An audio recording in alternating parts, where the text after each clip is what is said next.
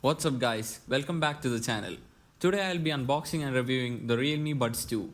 As always, the relevant links for checking these earphones out will be posted in the description below. To start off, the buds themselves come well packaged, so my expectations are quite high with this one.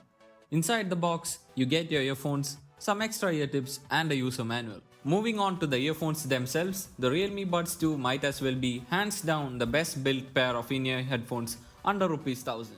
The actual driver housings, although not metallic, are made of a high quality plastic material and they also come with braided cables which are known to last wear and tear for long periods of time.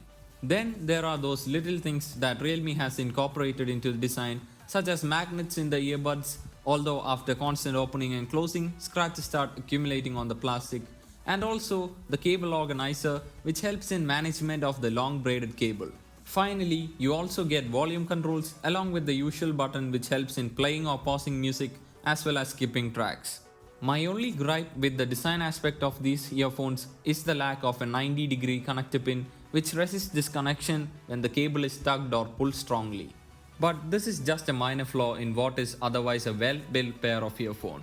Enough about the build quality, let's move on to the most important metric of a product like this, i.e. how does it sound. Now keep in mind that Realme does market these as geared towards bass heads with 11.2mm driver units, and that is true for the most part. The actual low end from these earphones does suffer from distortion at high volumes, but I cannot complain considering the price point. The mids and highs have a similar story to tell. They are okay but not best in class by a considerable margin.